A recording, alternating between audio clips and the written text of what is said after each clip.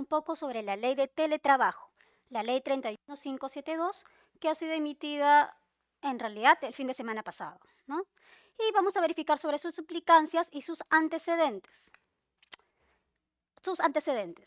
Tenemos la antigua ley de teletrabajo. Esta modalidad de servicio ya había sido regulada por la ley 30036 y su reglamento aprobado por el Decreto Supremo 009-2015-TR. Pero tengamos en cuenta una particularidad. Esta nueva ley de teletrabajo no solo recoge varios principios y características de la antigua ley de teletrabajo, también recoge algunas características del trabajo remoto. El trabajo remoto, que fue una modalidad de prestación de servicios emitida por el gobierno para poder resguardar y para poder dar una forma de prestación durante la pandemia por COVID-19 y ayudar así a viabilizar el trabajo entre empleadores y trabajadores, ¿no? Esta modalidad de trabajo remoto fue aprobada por el Decreto de Urgencia 026-2020 y básicamente era una modalidad de prestación de servicios bastante flexible, ¿no? ¿Qué es el teletrabajo según la nueva ley? Es una modalidad especial de prestación de servicios, de labores, de condición regular o habitual y se caracteriza por un desempeño subordinado de aquellas actividades sin la presencia física del trabajador, o en este caso del teletrabajador o servidor civil, en el centro de trabajo. Y se realiza mediante la utilización de las plataformas y tecnologías digitales. ¿Cuáles son sus características? Es voluntario y reversible, puede ser de forma temporal o permanente, de manera total o parcial, flexibiliza la distribución del tiempo de la jornada laboral, se puede realizar dentro o fuera del territorio nacional y el lugar donde se realiza se establece de manera libre entre las partes, siempre que el lugar acordado cuente con las mismas condiciones digitales y comunicaciones necesarias para prestar el servicio. Coordinaciones laborales. Para el teletrabajo, el empleador establece el medio y las herramientas necesarias para las disposiciones, coordinaciones, comunicaciones, control y supervisión de las actividades de teletrabajo, ¿no? Para desarrollar el teletrabajo, respetando siempre la privacidad del teletrabajador. ¿Cuáles son los derechos del teletrabajador? El teletrabajador tiene los mismos derechos que un trabajador de la modalidad presencial, tomando en cuenta, obviamente, el tipo de régimen laboral al cual pertenece. Aún así, en tanto tenga los mismos derechos que un trabajador de la modalidad presencial, también tendrá las mismas obligaciones. Tiene derecho a recibir las condiciones de trabajo necesarias para desarrollar su trabajo, el teletrabajo, tales como equipos, el servicio de acceso a Internet o las compensaciones económicas en tanto el empleador no pueda proveer los mismos, además de la compensación del consumo de energía eléctrica en tanto el trabajo se realice en el domicilio del teletrabajador.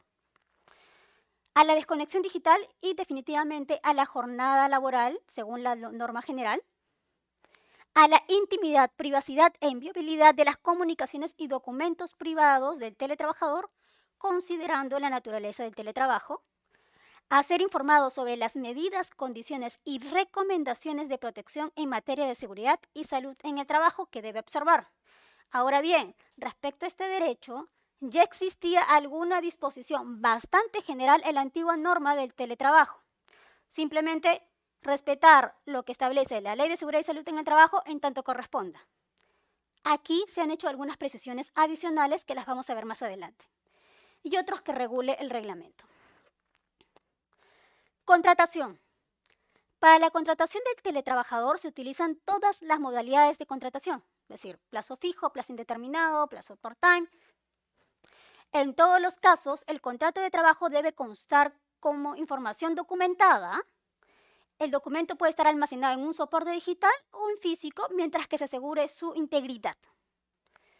Para los cambios de modalidad de prestación de labores de la convencional al teletrabajo y viceversa, de la convencional al teletrabajo, se requiere acuerdo entre las partes sin perjuicio de los supuestos de variación unilateral, en los cuales el empleador, en base a su facultad de dirección, puede realizar algunos cambios de manera unilateral de estas modalidades de servicio.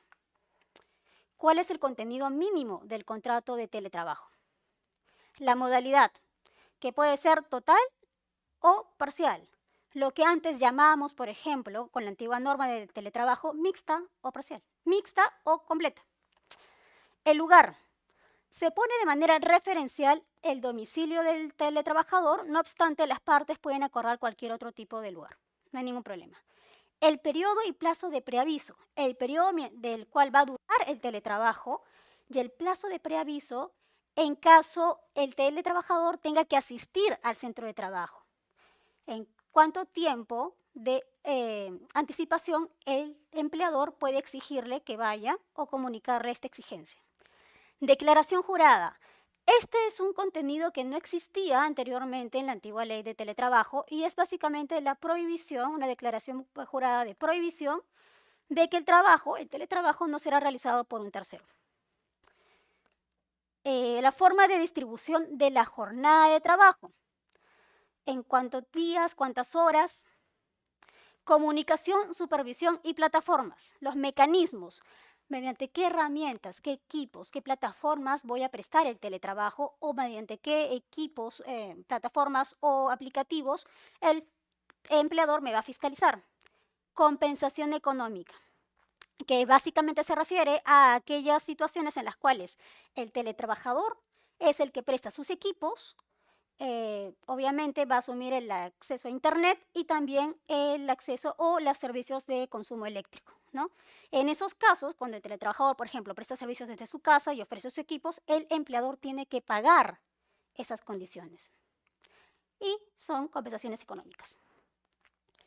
Entrega de equipos. Como habíamos mencionado anteriormente, es el empleador el encargado de entregar los equipos de trabajo al teletrabajador. No obstante, si es que ello no puede ser así, es el teletrabajador el que podrá provisionarlos, pero el empleador deberá pagar por ellos. Deberá pagar una compensación. Además, también tendrá que pagar por el acceso a Internet. Compensación de gastos. Por ejemplo, cuando el trabajador preste servicios desde su domicilio, será el empleador el que asuma también el consumo de energía eléctrica. Pero si el teletrabajador no realiza sus servicios desde el domicilio, no tendrá por qué asumir esa compensación por los gastos. Indicaciones generales. El plazo de adecuación. Tenemos por ahora 90 días para primero que se emita el reglamento de la ley. Todavía no tenemos reglamento. Sin perjuicio de ello, la ley está vigente. Y después de los 90 días, tenemos 60 días calendarios de publicado el reglamento para que los trabajadores que tenemos en teletrabajo puedan adecuarse a esta nueva modalidad. Teletrabajo y trabajo remoto. Se van a tener que adecuar a esta nueva modalidad. Seguridad y salud en el trabajo.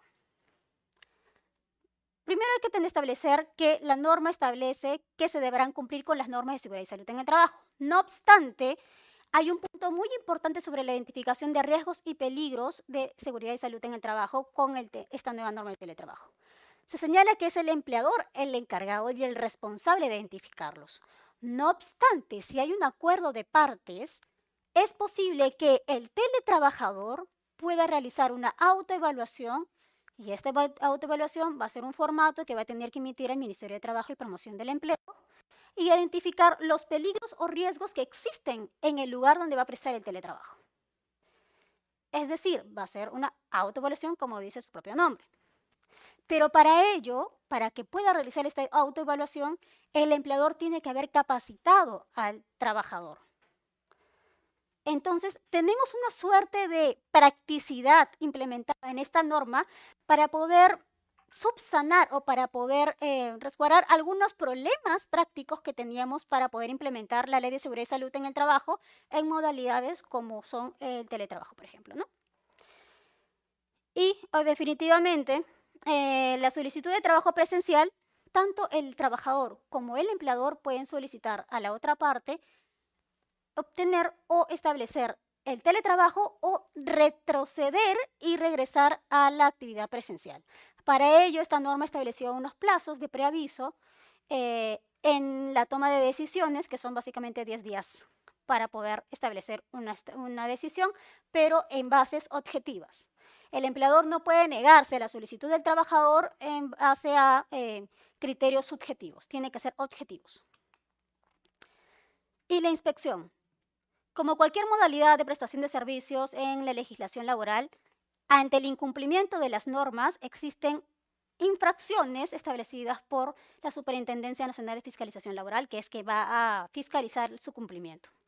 Entonces, se han indicado que son infracciones leves los siguientes incumplimientos.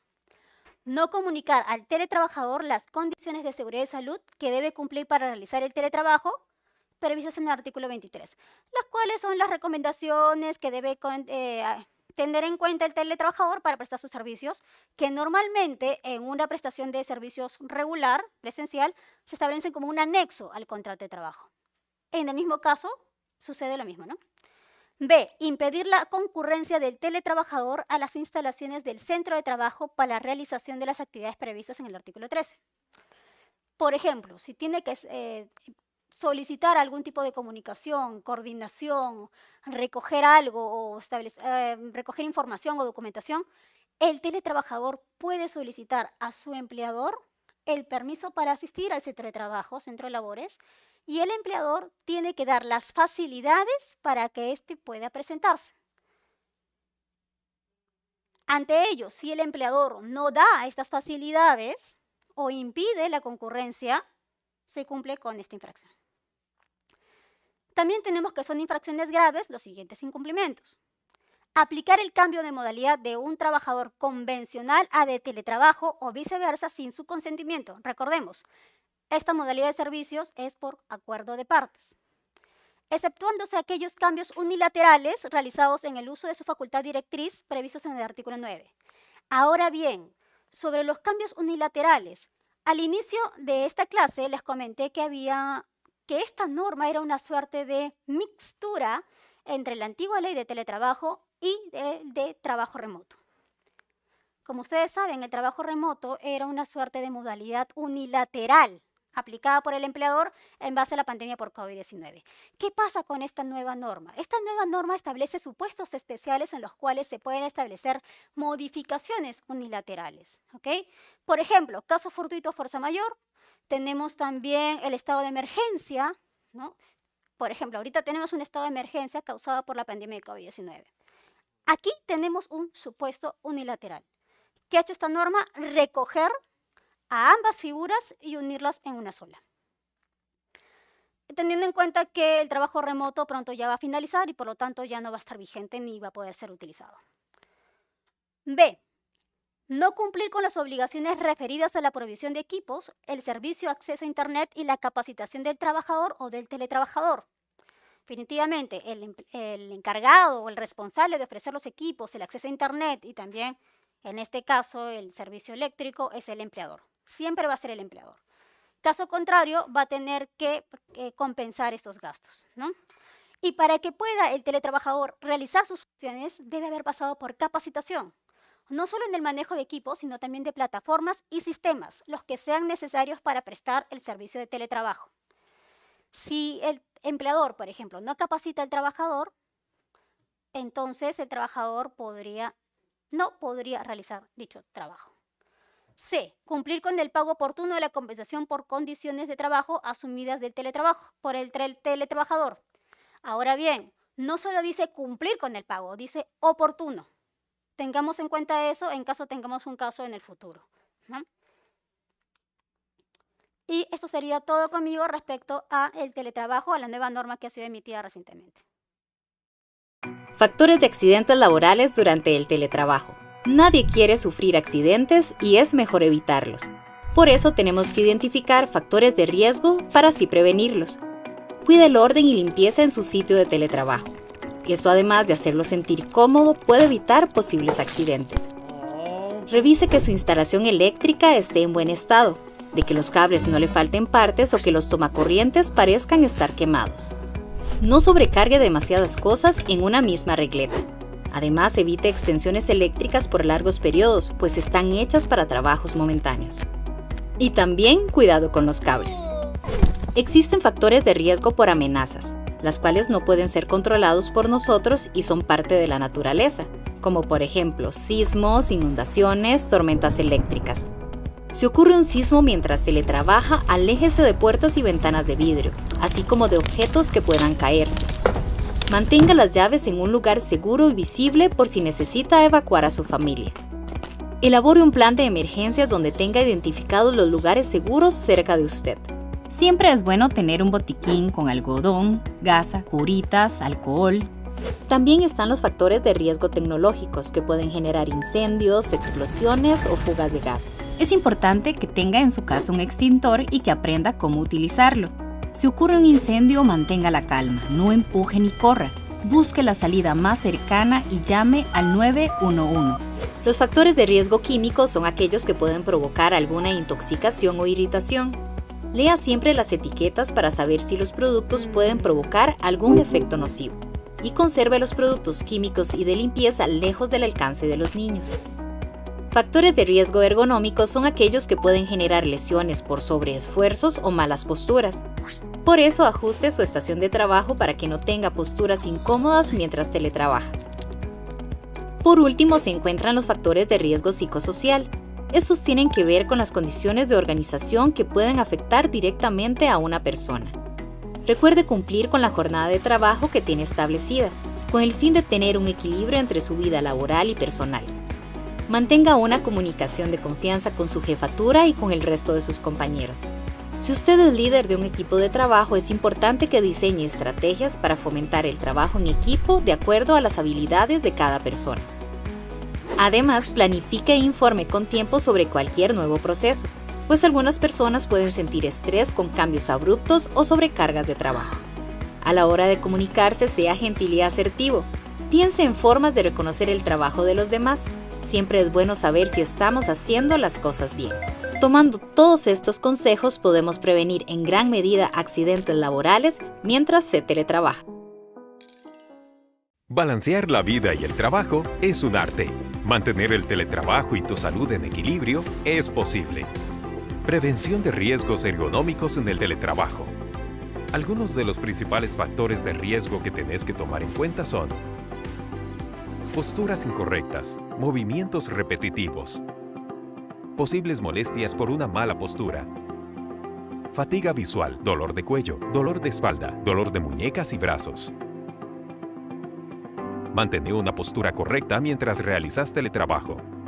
La cabeza y el cuello mirando hacia adelante, sin inclinación a los lados o abajo o arriba. Los hombros relajados y los brazos cuelgan al lado del cuerpo. Manos, muñecas y antebrazo alineados al cuerpo. Revisar las condiciones de las herramientas de trabajo. El escritorio debe adaptarse a las dimensiones de la persona teletrabajadora. El borde superior de la pantalla debe situarse al nivel de los ojos y al frente de la persona. Cuida tu salud física en el teletrabajo. Busca un espacio con iluminación, ventilación y poco ruido. Hace ejercicios de estiramiento y pausas activas.